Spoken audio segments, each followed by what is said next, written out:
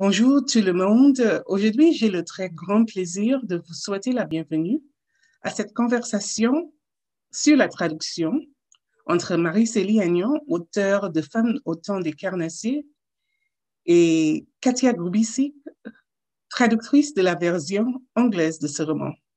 Je suis Janice Flavia, animatrice de cette conversation.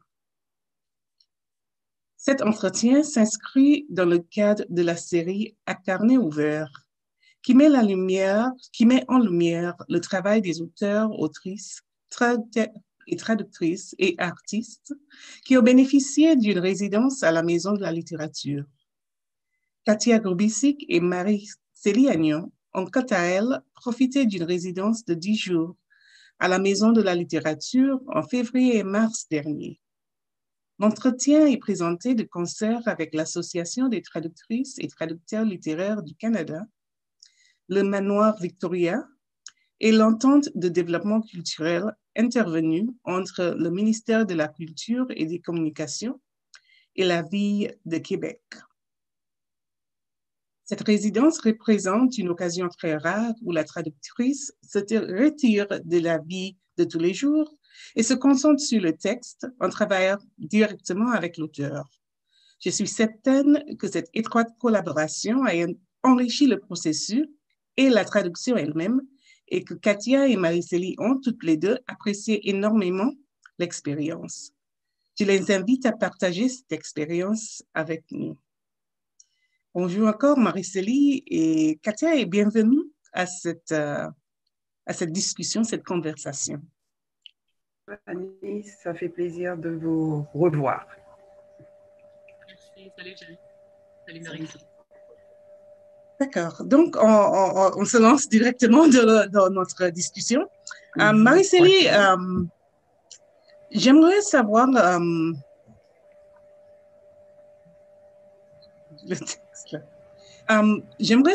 connaître un peu, que nos écouteurs connaissent un peu l'histoire de ce roman. Tu portes plusieurs chapeaux, tu es activiste, professeur, traductrice, poète, nouvelliste, conteuse, romancière. Et ce sont toutes des activités où le fil commun, c'est les mots. Je pense surtout aux mots de Junon qui m'ont vraiment frappé. Comment dire l'indicible? Où puiser les mots? Où est-ce que tu as puisé les mots pour écrire cette histoire? Qu'est-ce qui t'a motivé? Et est-ce que tu peux nous décrire un peu le processus de tissage de cette riche tapisserie qu'est Femmes au temps des carnassiers? Bon, merci beaucoup pour ta question, Janice, qui comporte plusieurs volets. Plusieurs volets, oui. Oui, je vais essayer de... Je crois que il a fallu que... J'ai l'impression que je n'ai commencé à parler qu'au moment où j'ai commencé à écrire. Au fait, c'est comme si pendant très longtemps, j'ai été une personne muette. Il faut comprendre que je suis née dans une société où on avait peur des mots. On avait peur des mots parce que je suis née sous une dictature. Et les gens étaient terrifiés par la question du langage, de ce qu'on peut entendre. Et moi, lorsque j'étais enfant, j'avais même l'impression que même en chuchotant, quelqu'un aurait pu entendre ce qui se disait pour aller le rapporter. Et puis voilà la chaîne des disparitions qui se mettait en marche. On était terrifiés par la parole. Et même plus petite, je me rappelle comment les injonctions de la famille, de ma grand-mère par exemple, on me disait souvent, tu parles trop, mais tais-toi donc. Et devenue plus vieille, j'ai appris, si ce que tu veux dire n'est pas plus beau que le silence, ne le dis pas. Alors voilà, et ce silence, je l'ai intégré et jusqu'à présent, j'ai du mal parfois à m'en défaire. Je me rends compte que lorsque je suis dans une table ronde, par exemple, avec différents écrivains, surtout s'ils sont des hommes, eux, ils n'ont pas ce problème. Ils prennent l'espace, ils peuvent prendre tout l'espace, ils peuvent parler pendant tout le temps que dure la table ronde. Alors que moi, je vais répondre directement à la question qu'on me pose et puis sans faire trop de digression, tout simplement parce que j'ai peur de déranger les gens alors qu'on me donne la parole. Et j'ai l'impression que d'écrire, ça m'a aidé, pas l'impression, mais ça m'a aidé finalement à assumer ma parole. Et je crois que j'ai voulu écrire absolument pour pouvoir dire tous ces silences. Et c'est après avoir écrit que je me suis rendu compte, par exemple, dans mon deuxième livre, qui est un recueil de nouvelles et qui, de manière tout à fait, enfin, je dirais pas accidentelle, mais s'appelle Le silence comme le sang. Lorsque j'ai relu le livre après la publication, et je me suis dit, mais il y a des silences partout dans ce livre. C'est comme si le silence est devenu un personnage, enfin, de tout mon travail littéraire, que je décline, qui s'exprime sous différents angles. En ce qui concerne Femme au temps des carnassiers, plus précisément, je ne connaissais pas, ce livre est né à partir d'une histoire vraie, une histoire véritable, l'histoire d'une femme qui s'appelait Yvonne Hakim Rimpel. Je n'étais pas au courant de cette histoire jusque dans les années 91. Lorsque il y a eu les élections en Haïti, les élections où Aristide est arrivé au pouvoir, beaucoup d'Haïtiens ont décidé de rentrer chez eux en Haïti, parmi lesquels moi. Et j'allais travailler dans un journal pour les femmes qui a existé pendant longtemps, qui s'appelait Haïti Femmes. C'était un journal, la vocation, c'était de poursuivre le travail d'alphabétisation avec les femmes. Et les numéros qui avaient sorti auparavant, c'était des numéros où les femmes allaient, par exemple, dans les marchés, faire la lecture à celles qui ne savent pas lire. On avait un projet. Et ce n'est pas par hasard que ce coup d'État est arrivé, parce que la politique, pour moi, est intimement liée à l'écriture, à la vie. Tout est politique, même l'eau que nous buvons et l'air que nous respirons. Et le coup d'État a eu lieu, je n'ai pas pu me rendre en Haïti. Cependant, la femme qui dirigeait ce journal est venue à Montréal pour qu'on puisse faire le travail en me disant, nous n'allons pas nous arrêter là, il faut que le journal sorte. Et c'est comme ça que dans le numéro qu'elle avait dans les papiers, le numéro qu'elle avait projeté de faire, il y avait des coupures de journaux sur l'histoire d'Yvonne Hakim Rimpel, qui a été condamnée au silence à l'arrivée de Duvalier au pouvoir. 3 ou 4 mois après son arrivée, il a envoyé des membres des escadrons de la mort chez elle pour la faire taire. C'était une journaliste qui faisait son travail et qui s'était élevée contre en fait, tout ce qui a eu lieu au moment des élections qui ont mené Duvalier au pouvoir. Et voilà cette femme qui n'a plus jamais écrit un seul mot jusqu'à sa mort dans les années 80. Et moi, je découvre ça, mais ce que je découvre surtout, c'est que les gens l'avaient oublié. C'est que le silence l'avait tué une autre fois. Et j'étais vraiment... Je ne savais plus qu'est-ce qui me faisait le plus de mal, si c'était d'apprendre son histoire ou de voir le silence et l'indifférence qui entourait le sort de cette femme. Et puis voilà, j'ai décidé qu'il fallait que j'écrive sur elle. Je n'aurais pas trouvé le repos sans pouvoir parler d'elle. Cependant, pendant que j'écrivais l'histoire d'Yvonne, moi, je pensais à Zara Kazemi, cette journaliste née en Iran, qui vivait au Canada et qui a connu le même sort qu'Yvonne et qui, elle, en est morte. Alors voilà, ce livre, c'est l'histoire de la peur, mais c'est aussi l'histoire d'un silence insupportable, de l'indicible silence en quelque sorte. Et dans ce livre, tu abordes des thèmes qui sont peut-être parfois difficiles pour certains lecteurs. En général, comment est-ce que ce livre a-t-il été reçu par le public? Ce livre a été reçu un peu comme tous mes autres livres. Les gens disent toujours que c'est difficile, qu'ils ont besoin de respirer.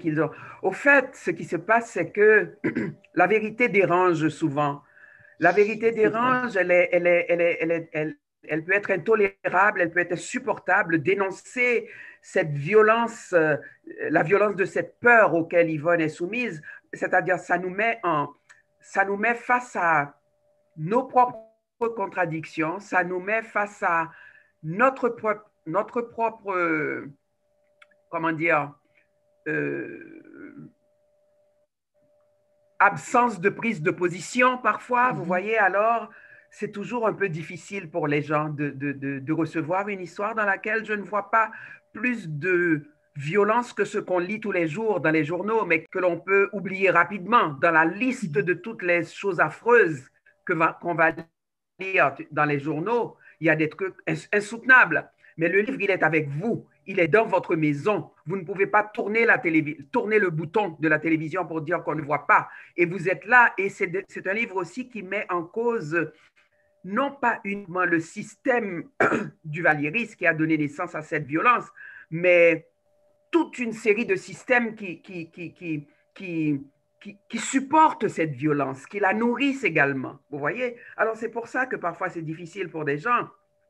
Cependant, tout mon travail jusqu'à aujourd'hui, je peux dire qu'il y a une balance. Autant il y a de gens qui disent c'est insoutenable. Et je pense que la poésie que j'utilise dans mes textes, qui est aussi un filtre, cette poésie, on dirait qu'elle rend le livre encore plus insoutenable. Elle est comme quelque chose pour vous rappeler que c'est dur ce que vous allez lire et que cette poésie, elle est là pour vous soutenir en quelque sorte. Vous voyez, c'est comme si elle renforce en quelque sorte cette violence. Vous voyez, mais pour moi, c'est ça qui m'aide à aller jusqu'au bout de l'histoire que je veux conter. C'est la poésie et le travail sur la langue. Vous voyez, j'appelle ça le travail sur la langue, mais j'ai l'impression parfois d'être comme un orfèvre, de tisser les mots. C'est ce tissage des mots qui m'aide à aller jusqu'au bout de mon histoire. Et c'est ce que j'ai compris quand j'ai lu je le vois, ce roman, comme une tapisserie. Oui, c'est ce qu'on dit de la plupart de mes livres, vous voyez, Ah, Oui, oui. oui. Et il y a une prof qui avait fait, enfin, une critique de mon premier roman, ou non, du deuxième, le livre d'Emma, et qui m'a dit qu'elle avait l'impression que jusqu'à un certain point, l'histoire m'intéressait plus ou moins, mais que c'était surtout le travail sur la langue. Moi, je ne dirais pas ça, je dirais que c'est moitié-moitié, parce que je fonctionne à deux étapes. Dans un premier moment, je vais écrire mon histoire, tout en faisant attention à la langue. Mais il y a une deuxième étape où c'est la langue qui m'intéresse. C'est comment cette histoire va être dite en peu de mots. Il ne faut pas beaucoup de mots non plus. Vous voyez, alors c'est comme si j'ai un tamis et j'essaie de tamiser pour que tout ce qui est inutile à la compréhension de l'histoire puisse demeurer. Merci beaucoup. Et Katia, pour toi, bon, tu fais la traduction littéraire depuis bien des années, oui? Oui, relativement. En fait, j'ai commencé très jeune. J'étais des parents non anglophones. Ma mère est francophone, mon père est croate. Et donc, j'étais un peu la, la liaison des fois de service pour négocier l'espace linguistique, surtout pour lui. Et donc, il me donnait des textes très jeunes à traduire. Et puis, Ah à l'é- bon? à l'époque, c'était en croate. Donc, il me donnait parce que ça lui prenait un texte, un équivalent en anglais. Et après, je me suis mise à traduire des livres aussi d'auteurs d'ici et je m'y suis lancée un peu de façon, disons, de ma propre vapeur. Euh, mais c'est un livre, je trouve, celui-ci, les livres n'ont pas évidemment une hiérarchie d'importance, mais c'est un livre que je suis très heureuse d'amener à un lectorat plus large. Et qu'est-ce que ce roman en particulier, fan du auteur des Guerres d'acier, qu'est-ce qui t'a attiré à ce roman? Ben justement, c'est ce côté, ben, il y a plusieurs choses. Ben, tout d'abord, je pense que l'histoire, ça me semblait une histoire importante à raconter, que Marie-Célie avait déjà raconté évidemment en français de façon importante. Et comme elle le dit, des fois, la littérature vient nous chercher, ou l'art en général vient nous chercher de façon ça vient nous chercher dans les tripes, quoi. Tandis que tout ce qui passe aux nouvelles ou tout ce qui est tout ce qui est dans le factuel, ça peut passer à l'oubli plus facilement parce que juste on est saturé. Et c'est un livre donc qui est vraiment resté avec moi. L'histoire aussi, c'est l'histoire d'un régime totalitaire qui est l'histoire dans un certain sens de tous les régimes totalitaires du monde. Et donc c'est facile d'y voir. Marie-Célie a mentionné aussi Zara Kazemi, mais c'est facile d'y voir toutes les tragédies, tous les silences imposés, toute la torture, tous les meurtres, dont certains d'autres sont mentionnés dans le livre aussi. Euh, j'avais pas beaucoup de background dans l'histoire d'Haïti en particulier, mais c'est intéressant parce qu'on apprend, justement, on connaît les noms en général des mercenaires, on connaît les noms des tyrans, et on connaît moins le nom de ceux et celles qui se sont battus pour contrer ce silence et pour justement défaire ces régimes. Et donc, ça me semblait d'un point de vue littéraire, artistique, mais aussi historique, c'était un roman important à traduire, qui allait m'en apprendre beaucoup, parce que je pense qu'on traduit aussi par un certain égoïsme. Je pense qu'on approche un livre qui va nous transformer, qui va nous apprendre des choses, oui, historiques et contextuelles, etc. Donc, j'ai déjà appris une foule de choses sur le qui et le comment et le quoi qui me font, je pense, évoluer en tant que personne et en tant que créatrice aussi. Mais à part ce côté égoïste, c'est aussi le sens du partage qu'on veut aller chercher. Donc, c'est vraiment un livre que je crois qui pourrait alimenter une discussion plus large dans plusieurs langues. Et j'espère que le lectorat non francophone, donc, pourra en profiter également. Et je pense que c'était ça l'initiative d'ailleurs de Inanna Press, de Luciana Lachetel, et qui était celle qui a fait l'acquisition, malheureusement qui est décédée l'année dernière. Mais je pense que c'était un peu ça qu'elle cherchait à aller chercher aussi. C'était ce sens de partage, de transmission de quelque chose qui a été oublié et qui a été si bien dit et dit de façon si éloquente par une autrice importante quand même. Et Marie-Célie, tes œuvres ont été traduites en plusieurs langues, en anglais, en espagnol, en catalan, en néerlandais, en portugais, je ne sais pas quoi d'autre. As-tu jamais travaillé aussi étroitement avec ton traducteur, ta traductrice? Veux-tu partager un peu tes impressions de cette résidence, cette expérience avec Katia? Non, je dois dire que oui, les textes ont été traduits dans quelques langues, celles que je parle, comme l'espagnol. J'ai pu lire le livre une fois terminé. J'ai aussi lu le catalan, sans vraiment connaître la langue profondément, et certains textes en anglais. Mais jamais je n'ai vécu une telle expérience qui, pour moi, est est plus une expérience humaine. Euh, C'est-à-dire, je pense que l'écriture, c'est quelque chose qui nous forme, qui nous transforme. On ne joue pas, on ne travaille pas avec les sentiments, avec les êtres humains, parce que pour moi, il s'agit de ça, écrire. Travailler avec les sentiments, travailler avec les gens, raconter des histoires, mettre des mots dans la bouche des gens, c'est quelque chose qui m'a beaucoup transformée en tant que personne. Je dis souvent que l'écriture, c'est quelque chose qui m'a bonifié. Bon, ça c'est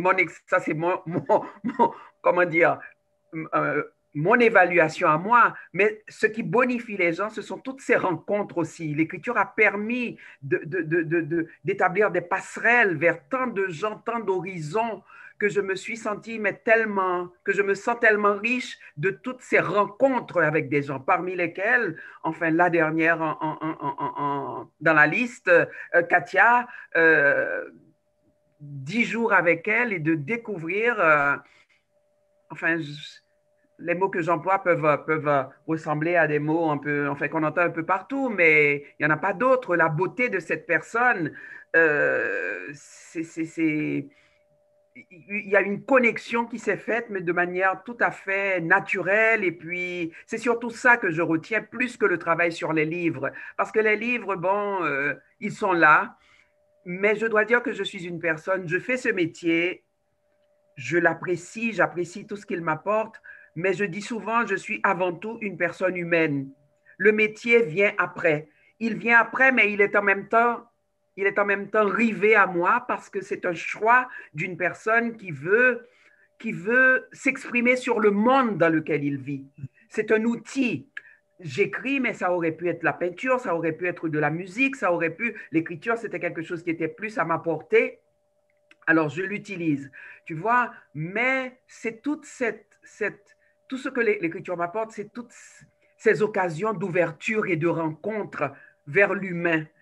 Quelque chose que je trouve qui manque tellement dans la vie que nous menons. Et à chaque fois qu'une occasion comme ça arrive, je me sens grandir, je me sens devenir beaucoup plus riche. Et c'est un peu ça avec Katia. Moi, je suis littéralement tombé en amour avec elle. Elle est magnifique, elle est gentille, elle est compétente et puis elle est simple surtout. Elle est simple et humble. Et pour moi, ce sont des qualités qui n'ont pas de pareil. Oh, j'imagine, Katia, moi, comme traductrice, j'imagine qu'il en est de même pour toi, hein, Tout à fait. Et c'est cette vraiment expérience. pas toujours qu'on a des atomes crochus avec l'auteur ou l'autrice qu'on traduit. Cette fois-ci, Marie-Célie et moi, on s'est très bien retrouvés et c'était vraiment comme des retrouvailles. Je pense on s'est très bien Oui, entendus. Et en fait, on s'était jamais rencontré en personne avant à cause de la COVID, quoi. J'avais commencé à traduire le livre l'année dernier et donc tout avait été par Zoom ou par téléphone ou par courriel. Donc c'est vraiment une occasion rêvée aussi oui, d'apprécier la personne et de passer un temps à grandir en tant que personne et à faire grandir ce qui est devenu une amitié, réellement. Mais aussi, c'est une occasion assez rare d'avoir le temps comment dire, de s'imprégner vraiment de la personne, de son rythme, de son être, de sa façon d'entendre et de voir le monde, parce que c'est pas tous les écrivains, tous les écrivaines non plus qui sont aussi proches, dont la voix est aussi proche de la voix qu'on lit. Certains écrivains sont beaucoup plus conscients de construire quelque chose qui est distant, qui est à part, qui a une structure vraiment à l'extérieur d'eux-mêmes, ce qui n'est pas du tout le cas pour ce roman surtout, mais en général les œuvres de Marie-Célie non plus. Et d'ailleurs, en te rencontrant, Marie-Célie, j'ai eu l'impression de mieux comprendre, par exemple, le livre des mains, de mieux l'entendre, je devrais dire, d'entendre sa musique de façon plus claire. oui. Quelque chose qui est, parce que bien sûr, j'aurais pu traduire le livre aussi avec le sens des mots qui y sont, parce que le livre s'exprime bien, il n'y a rien qui manque. Mais d'une part, il y avait ce côté, le non-dit, premièrement, parce qu'il y a beaucoup de choses qui passent un peu à côté, qui passent en dessous et qui sont d'autant plus puissantes pour l'être. Donc, des fois, les questions que je posais à Marie-Célie, c'était, oui, mais ça veut dire quoi? Oui, évidemment, je comprends que ce qui se passe littéralement, mais ça veut dire quoi dans ce qui est non-dit, quoi? Donc, c'était absolument précieux pour ce genre de conversation, qui évidemment nous menait partout ailleurs. Et Euh, c'est ça, cette expérience, hein, ce genre d'expérience, ça nous permet d'explorer, les, de les connaître et de reconnaître des choses. tangentes étaient magiques. Oui, vraiment, c'est magique. J'allais dire C'est de la magie. pour entendre comment pour pouvoir imaginer comment Marie-Célie pourrait s'entendre elle-même sa voix en anglais. Parce qu'en général, la chose la plus difficile pour moi, je donne un exemple, par exemple, je viens de finir, juste avant d'entreprendre ceci, de traduire le deuxième livre de David Clairson, qui est un peu, c'est des contes un peu du réalisme magique, le monde est tout déconnecté, il y a plein d'élan de choses qui sont complètement bizarres. Et en traduisant ce livre, je me promenais dans la rue pour déposer mes enfants ou n'importe, et puis je commençais à penser comme lui. Et c'est à ce moment-là qu'on comprend qu'on a tellement embarqué dans la voix de la personne qu'on peut aller de l'avant. Et la même chose s'est produit inévitablement en ayant passé du temps avec toi, Marie-Célie. Il y a des tics linguistiques que j'ai adoptés en anglais qui sont évidemment pas l'équivalent littéral, mais qui, je trouve, reflètent la façon dont ta musique sort aussi en français. Oui. C'est une chose qui est irremplaçable pour moi. Oui. Mais Je, je, c'est je, vraiment. oui, Pardon, merci, vas-y. oui, je dois dire qu'au au départ, je ne savais pas trop à quoi m'attendre avec cette résidence, tu vois. Je me suis dit, bien entendu, j'étais un peu effrayée parce qu'on est dans la COVID. C'était la première fois que je sortais vraiment de chez moi, presque, pour aller Je me disais, mais... Et après, je me suis dit, mais Marie-Célie, un peu de courage. Cette personne, elle a deux enfants, elle les laisse, elle s'en va. Alors là, tu ne fais pas enfin, mets ta peur de côté et puis vas-y, tu vois. Et c'est comme ça, et puis vraiment, c'est le temps a passé réellement très, très, très vite, parce que de prime abord, je me dis toujours que le travail de, de, de, du traducteur, c'est je ne veux pas m'immiscer dans son travail. Je veux qu'elle ait toute la liberté de faire je ne veux pas être un gendarme de traducteur. Je veux pas.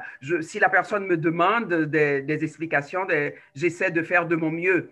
Mais j'essaie d'aller vers la traduction avec beaucoup de respect pour le travail parce que je sais que c'est un travail de création en même temps.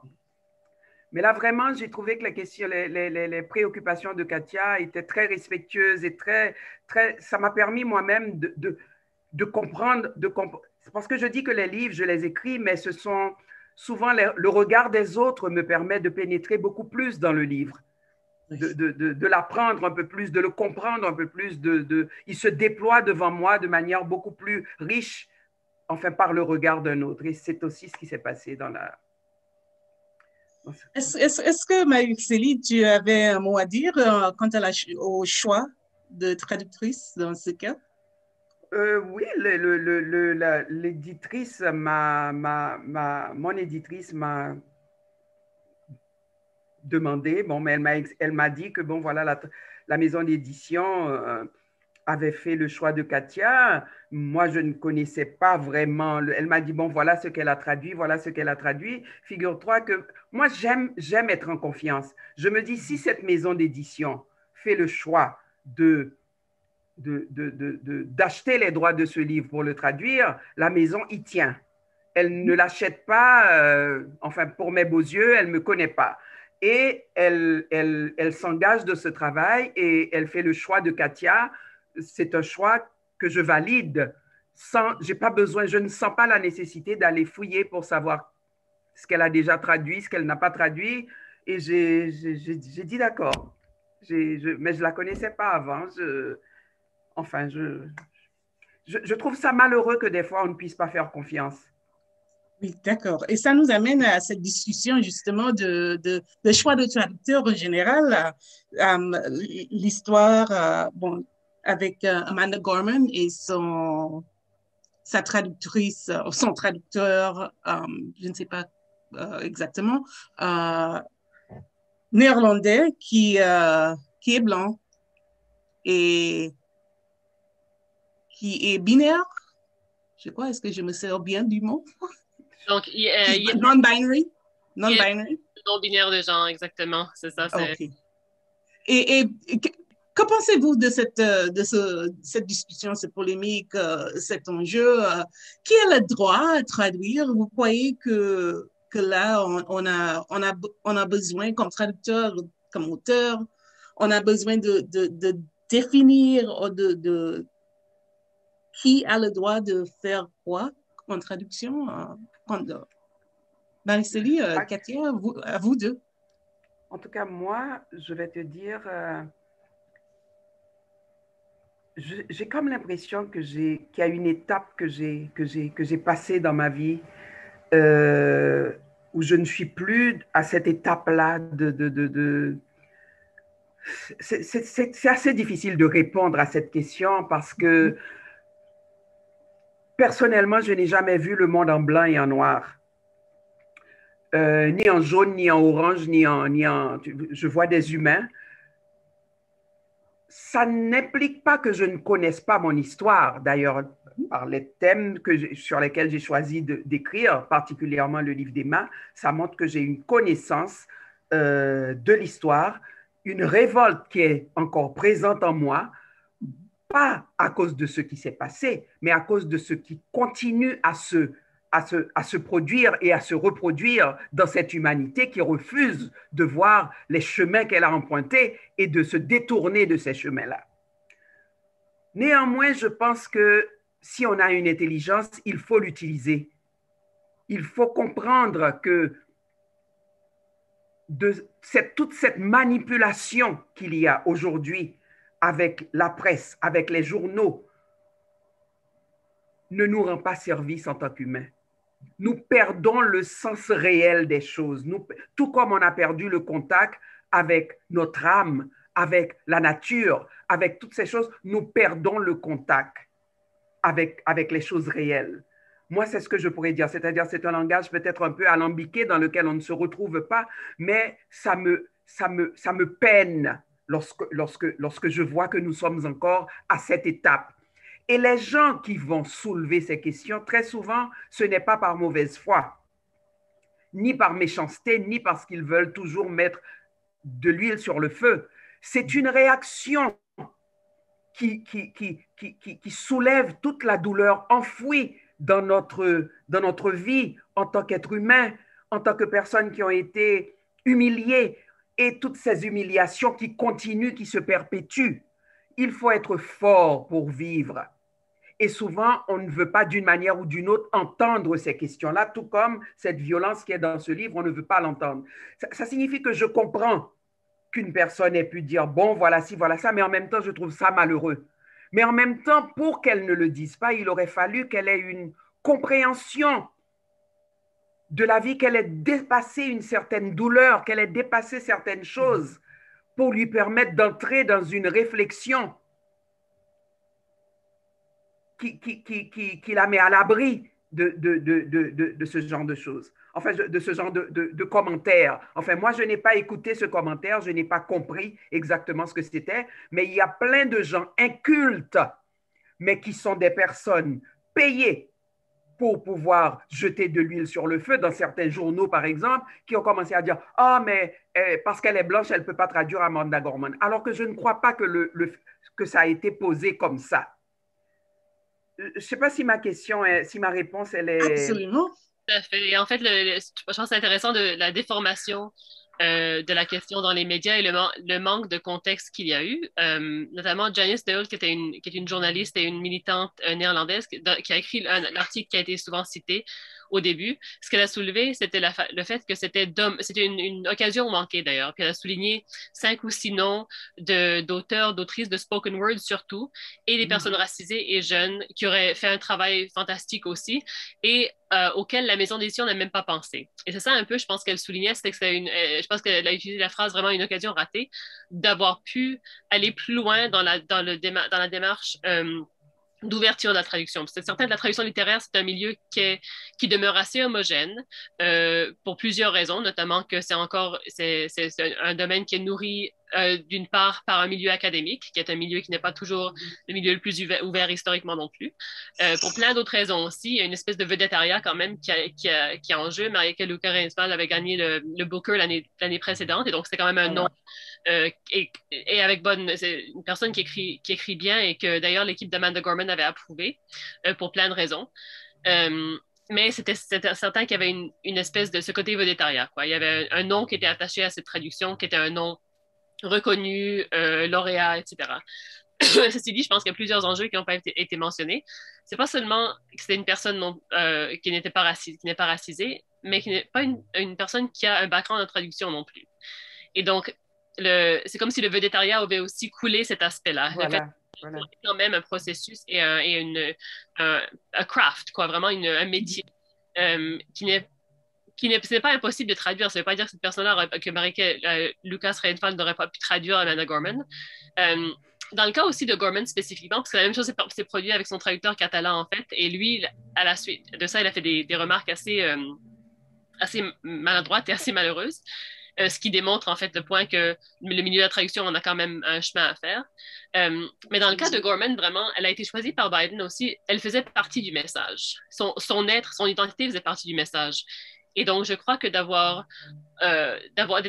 essayé de passer à côté de sa personne en tant que partie du poème, en tant que partie de son œuvre, je crois que ça aussi, c'était quelque chose, c'était un angle mort, dans le fond, que les éditeurs qui ont peut-être choisi des gens pour d'autres raisons n'ont pas vu. Parce que le choix d'une jeune femme de 20 ans, une jeune noire qui a été élevée, je crois, par une mère célibataire, quelqu'un qui n'a pas donc eu accès nécessairement à tout le mécanisme du pouvoir américain, un mécanisme aussi dont on est en train de se sortir maintenant. Donc, le symbolisme était de tous les côtés. C'était pas seulement le poème et le texte, quoi. Elle-même faisait partie du texte. Et donc, d'un point de vue, je crois que c'était là un peu la ratée, de ne pas avoir compris le sens de ce qu'elle représente. Mais d'un autre côté aussi, c'est exactement ce que Marie-Célie vient de dire. C'est vraiment le sensationnalisme dans les médias.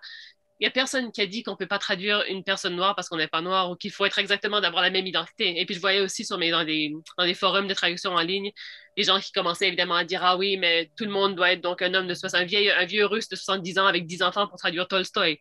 C'est complètement, c'est absurde, quoi, évidemment.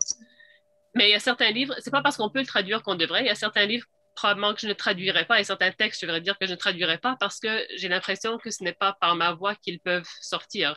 Je n'aurais pas accepté de traduire ce livre si j'avais l'impression que je ne pouvais pas y trouver une façon de parler pour tout ce que le livre et l'autrice représentent, y compris l'identité raciale, historique, contextuelle, qui n'est pas la mienne, évidemment. Mais une des choses dans lesquelles je me retrouvais, c'était ce côté totalitaire. Je ne suis pas née sous un régime totalitaire, sous une dictature, mais j'en ai vécu assez en parallèle ou assez proche de moi pour avoir l'impression de pouvoir prendre cette parole de façon humble, si je peux le mettre comme ça. De ne pas être tout à fait étrangère à cette voix, en quelque sorte. Mais il y a des livres, probablement, que j'imagine que que je refuserais. Et en parallèle de tout ça, évidemment, il y a des initiatives qu'il faut, des étapes qu'il faut suivre pour diversifier le milieu de la traduction littéraire. Ça, c'est certain. Soit dans les académies, soit dans les milieux associatifs, de toutes les façons qu'on peut, il faut avoir des voix plus diversifiées, non seulement pas parce qu'on nous dit que c'est des boîtes à cocher, ou je trouve que c'est un peu de tokenisme aussi là-dedans qui me désole, mais parce que ça va être une richesse, dans le fond, de pouvoir qu'on s'entre-traduise tout, que des jeunes personnes non-binaires noires puissent traduire Tolstoï tant qu'à y être, qu'il puisse y avoir un réel échange, parce que si la traduction n'est pas un échange réel, et ça ne l'est pas tant que c'est un milieu si homogène, je pense qu'on manque un peu le but de l'entreprise au complet. Merci beaucoup. Et puis, je crois qu'on va prendre une pause ici pour écouter les extraits que vous avez proposé de faire. Marie-Célie, on va commencer avec toi. D'accord. Merci.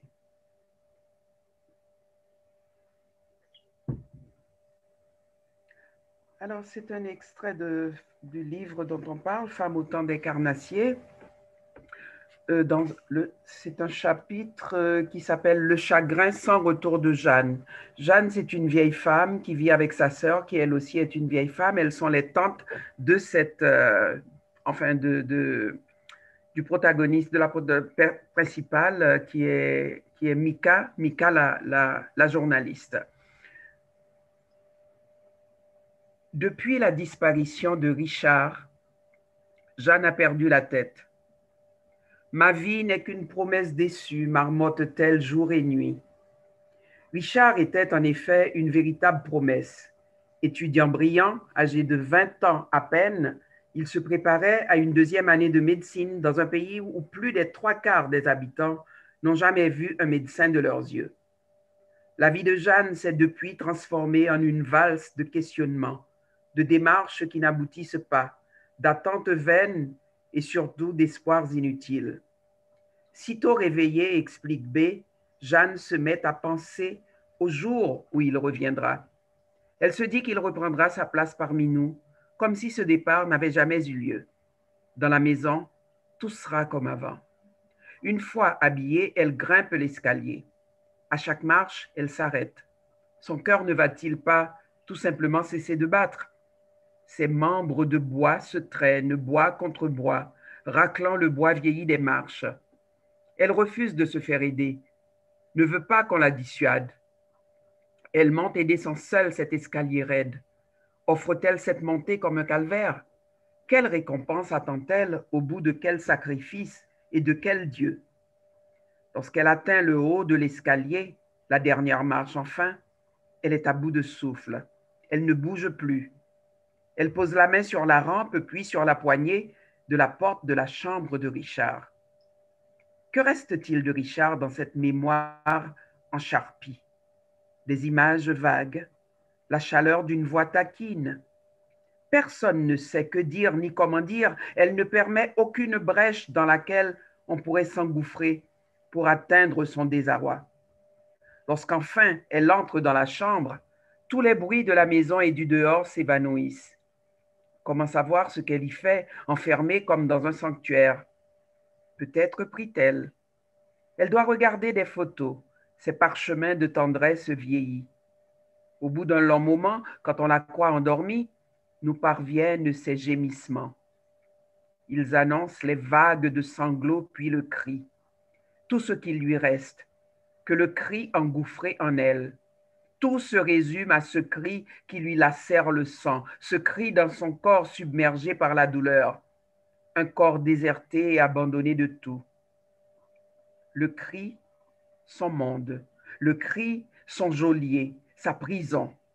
À quand remonte son dernier repas? Depuis quand a-t-elle vraiment dormi? Elle n'en sait rien. Elle a perdu tous ses repères, sauf le cri et la douleur. Comme une hache dans sa poitrine, cette douleur cogne sans répit. Elle ne vit que pour sentir des crocs s'enfoncer en elle, loin, toujours plus loin. Ses yeux vides, ses lèvres desséchées, tout son être ne parle que de ce mal pour lequel n'existe aucune parole. On se dit que ce chagrin qui, jour après jour, grandit comme un lac sous ses pieds, finira par l'engloutir. On se dit aussi qu'à son vieil âge, 3 fois 30 ans, il ne lui reste plus rien à attendre. Mais elle attend. Le jour, tel un cours d'eau sans voix, elle traverse l'immense désert qu'est devenu son existence. Sur ses jambes maigres, enveloppées de bas aux couleurs funèbres, elle se traîne jusqu'au banc, sous l'amandier. Elle attend. Elle contemple ses mains, les tourne, les retourne, suivant d'un index hésitant les lignes, les traces qui auraient pu augurer cette saison d'amertume et de désespoir. C'est qu'elle a vu grandir l'enfant après le départ en couche de la mère. Tel un arbre qu'elle aurait elle-même mis en terre, elle l'a couvé, aimé, comme elle n'aurait jamais cru possible d'aimer. Combien de prières, combien de neuvaines lui faut-il encore adresser à cette Marie, Mère de Dieu, de tous les hommes et de toutes les femmes, pour qu'elle lui ramène l'enfant parti, celui dont elle n'entend plus la voix que dans ses rêves. Envoler son enfant, ne lui laissant comme héritage qu'un cri sans fin. Dans son vieil âge, voilà Jeanne orpheline de tout. Dans la nuit sans clémence, elle attend quand même. Il arrive que soudain, elle s'anime, comme si dans son cauchemar, l'enfant apparaissait, se tenant debout devant elle. Dans son songe cruel, elle ouvre les bras, tend l'oreille, pour ne percevoir au loin que les hurlements des chiens mêlés au martèlement cadencé des pas des soldats.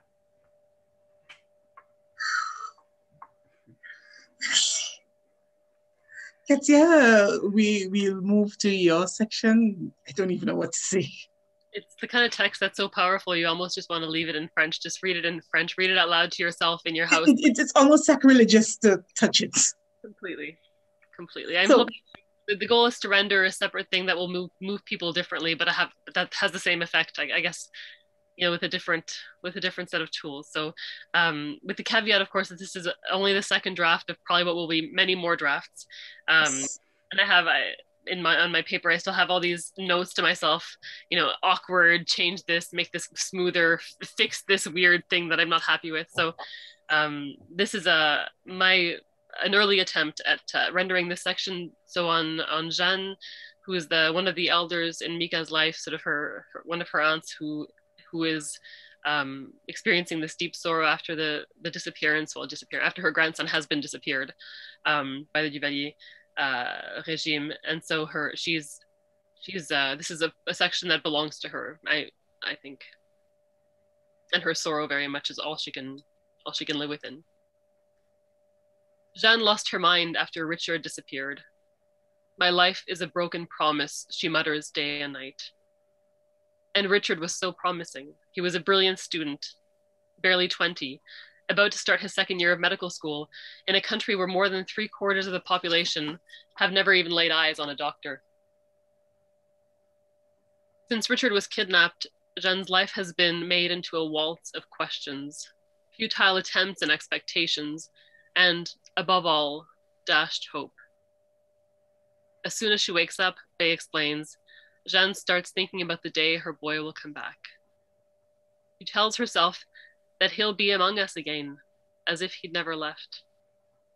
Everything in the house will be exactly as it was before. She gets dressed and climbs the stairs, stopping on each step. Will her heart just stop beating all of a sudden? She drags her stiff limbs along, wood against wood, scraping the old wood planks of the steps. She refuses help. She does not want to be contradicted. Hortense can't do a thing about it. Jeanne goes up and down the steep stairs alone. Does she climb like it's some kind of cavalry? What reward does she expect at the end of this sacrifice? And from which god? She's out of breath when she gets to the top, her foot finally on the top step. She doesn't move. She lays her hand on the banister and then places it on the handle of Richard's bedroom door. What's left of Richard in this tattered memory? Vague images, the warmth of a playful voice. No one knows what to say or how to say it. Jeanne doesn't let anything in. Nothing and no one can touch her sorrow. When at last she enters his room, all the sounds of the house and the outside world fade away. What is she doing in there? In that room locked up like a sanctuary? Perhaps she prays. She must be looking at photos, those snapshots of a fading tenderness. After a long time, we think she's asleep, but she begins to moan, then sob and howl. Tears are all she has left. The cry is buried within her, a blood-curdling cry. It is the keening of a body overwhelmed by pain, a body deserted, abandoned. Her whole world is wailing. Her whole world is a cry. The cry is her jailer and her prison. When did she last eat? Has she slept? She doesn't really know. She's completely lost all her bearings, except pain and weeping. Her grief is an axe plunged into her chest, its blows relentless. She is alive, but only to feel the fangs digging into her. Far away, farther still. Her empty eyes, her dry lips, her whole being speaks only of an evil beyond words. We tell ourselves that her sorrow, which day after day expands like a lake beneath her feet, will eventually swallow her entirely. We tell ourselves that at her age, she is 3 times 30 years old. She has nothing left to wait for. But she waits. Each day, like a speechless river, she moves across the immense desert her life has become. Her skinny legs, wrapped in funeral-hued stockings, shuffle her to the bench under the almond tree. She waits. She contemplates her hands, turns them over, and with a trembling finger, traces the lines that might have foretold this season of despair. Often she can be seen counting on her fingers as she mumbles a lullaby from another time, the songs popping up as if to taunt her memory cluttered by the echoes of all that wailing. Sometimes she manages to walk to the bottom of the garden. She stretches out on the ground or curls up between the roots of a tree as if she wants to lose herself there, fall asleep forever. She collects small stones and counts the days, the seasons, the centuries of absence. She spends most evenings facing the front door, plucking a rosary mechanically, her dull eyes glued to the door. Time is no longer time, only cliffs and scree sweeping away her dismembered life. She watched the child grow after his mother died in childbirth. He was like a tree she planted in the soil herself.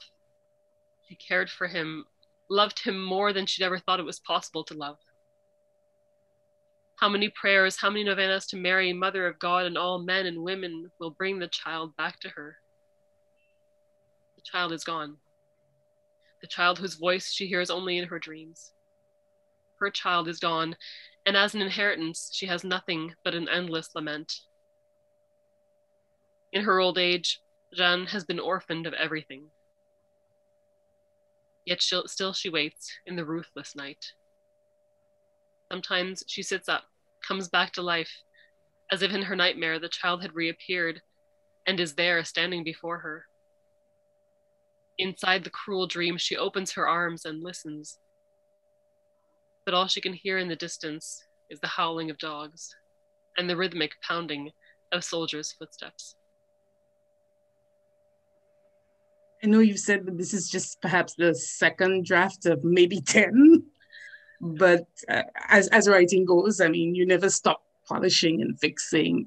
But can you talk a little bit about some of the issues that you have encountered with the text, cultural, linguistic? Yeah, some decisions are just needing to be made. So, and some of it is contextual. So the book is set in the first half of the book, I should say, is set in the 50s, and the second half is more contemporary. So I have more facility with the idiomatic approach to the second half. But even things like, because Haiti, of course, was a francophone and Creole language, or because at the time they spoke Creole and French, words like how would I translate chérie in an earnest address to a sister in 1957-58. So those kind of things are going to have to be decisions and context and some research.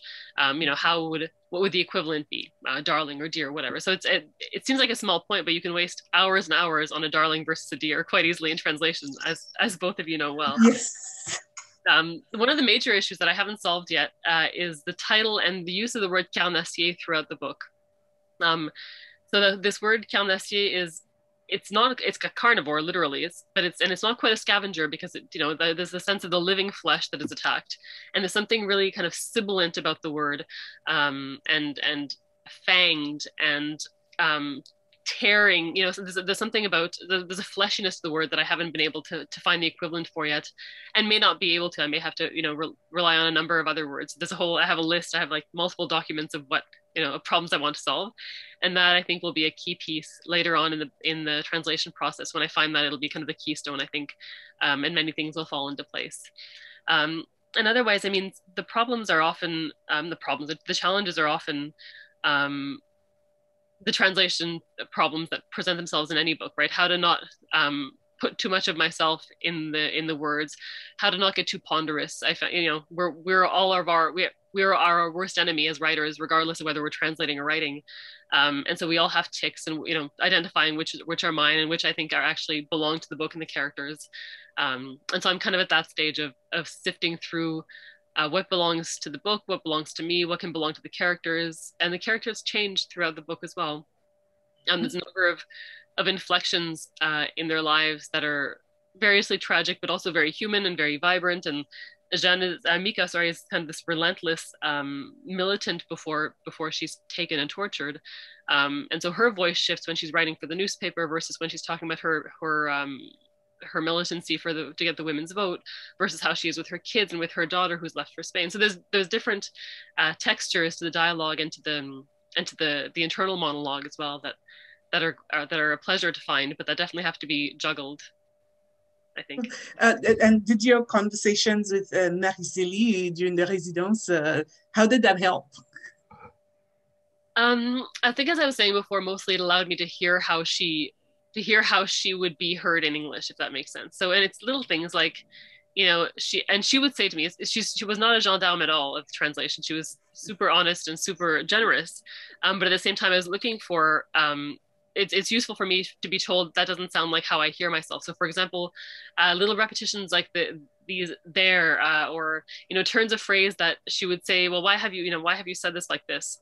And so, why have I said it like that? And if she hears it off in her ear, in her voice in English, then that's something that I can work with, because I can find a better way, a more distilled, a more Agnan-esque or Mika-esque or whoever-esque way to say it. So it was invaluable for all of those reasons. We just have a couple more minutes, I think. So I just wanted to know if you had any last words, quelques derniers mots, Marie-Célie. Moi, ce qui est important pour moi dans un texte, et j'étais en train de l'écouter là avec la même émotion que moi je l'ai écrit quand Katia était en train de lire. C'est comme le souffle, la respiration du texte. Le rythme est d'une très, très grande importance pour moi. Et lorsque je lui disais, mais pourquoi ça, tu le mets ici ou tu le mets là ou tu dis ça, c'est ce rythme que je cherche en permanence. L'écriture, c'est quelque chose qui est très lié pour moi à l'oreille, à la musique, aux mots. Un des auteurs que j'admire le plus et qui pour moi a réussi, et il était musicien également, c'est García Lorca. Vous voyez, alors c'est mon modèle, c'est mon idole, vous voyez, bon, il y en a d'autres poètes, mais Lorca, pour moi, rien ne remplace ni son art de la métaphore, ni le rythme dans sa musique, dans ses textes, d'ailleurs, que des musiciens ont mis en musique, plusieurs d'entre eux, vous voyez, et ce rythme, il est important pour moi. Et puis bon, je dis souvent que quand je lis, quand les traducteurs m'envoient les textes, c'est la première chose que j'essaie de voir. Tant et aussi longtemps que dès que je trouve le rythme, je sais que bon, la traduction va me plaire. Katia, any last words from Traduire you? en général à voix haute, en fait. Mes premiers gestes sont souvent, je les écris Mhm. souvent en utilisant un logiciel de reconnaissance de la voix parce que je trouve que ça m'aide à trouver ce rythme sans trop avoir à m'enfarger dans mes doigts qui tapent, quoi. C'est une façon d'outrepasser un peu la pensée qui est plus lente que l'organe par lequel passent les langues et passe la signification et passe la musique surtout. Donc, c'est tout à fait quelque chose qui est organique pour moi. C'est pas tous les textes qui s'y prêtent, je crois. Euh, Oui. il y a vraiment une poésie dans celui-ci qui est très, Mhm. je trouve. Mais souvent, les gens vont s'étonner quand je leur parle de l'importance de l'oreille pour moi, que je leur dis, mais moi, j'écris à voix haute, et là, ils sont tout étonnés. Mais je leur dis, pour moi, je ne peux pas écrire autrement. Mhm. Du moins, dans un second geste, le travail sur la langue, j'ai besoin de le faire à voix haute. Et je pense que c'est la raison pour laquelle les enfants, enfin, moi, quand j'étais petit, je ne sais pas si ça se fait encore, on voulait toujours que nous lisions à voix haute. C'était important de lire à voix haute. C'était pour te donner le sens organique aussi du mot, de la parole. C'est pas que des mots en l'air, il y a une relation avec le corps, la manière dont le mot vibre, qui pour moi est importante. Tout à fait. Vas-y, Katia. Non, j'allais dire, en fait, c'est pas pour rien que je pense qu'il y a un background en théâtre aussi, Marie-Célie, parce que ça paraît, c'est quelque chose que l'incorporation, littéralement l'incorporation de ces textes, je pense que ça passe aussi par là, ça passe par, ils entrent dans les tripes, quoi. Il y a quelque chose de physique là-dedans, il y a quelque chose soit de Oui, chanter, soit un cri, il y a quelque chose vraiment de physiquement incarné. oui. Oui. Bon, je crois qu'on est à bout de temps maintenant. Je vous remercie toutes les deux, vraiment, cette expérience de m'engager dans de collaborer avec vous dans cette traduction, ce processus de connaître la façon dont Marie-Célie a créé cette tapisserie et Katia, la façon dont tu recrées un peu. Ça a été vraiment fascinant pour moi et je vous remercie beaucoup toutes les deux de m'avoir accueilli dans vos processus. Et Merci pour ton aide aussi. Je pense qu'il y a tellement de ressources tu es une ressource vraiment très précieuse pour le processus, pour aujourd'hui, la discussion, mais aussi pour le processus du livre. Janice, merci beaucoup. Ah, merci beaucoup. merci. Merci beaucoup, Janice. Et puis, je dis merci à Katia de m'avoir proposé cette résidence. Moi, je n'y aurais jamais pensé. Bon, pas parce que je me désintéresse, mais tout simplement parce que, bon, je veux toujours, comme je dis, il y a un souci du respect pour moi, du travail que fait la personne. Je ne veux pas trop m'immiscer, je veux pas. Et puis bon, voilà, je laisse aller les choses et j'attends qu'on me sollicite. Et puis merci à tous ces gens qui nous ont reçus à Québec avec beaucoup de générosité et d'amabilité. Moi, autant je peux me révolter quand les gens me traitent mal, mais autant je suis pleine de reconnaissance quand ça va bien et puis j'aime bien le dire. Et puis voilà, merci encore. Oui. D'autant plus que Merci. c'est une année pas facile, donc on apprécie énormément les efforts de tout le monde à la Maison de la littérature, Oui, la bibliothèque. Je pense qu'ils ont vraiment fait des pieds et des mains pour pour nous construire. accommoder, quoi. Oui, D'accord. Alors, merci à tous et à toutes et merci bonne Janice. journée. Et puis, on espère que bientôt la pandémie sera finie, on pourra se voir pour de vrai. C'est Oui, ça. et j'aimerais beaucoup ça. Oui, oui, Je le pense. d'accord. Merci. Merci. Au revoir. Au Au revoir. revoir.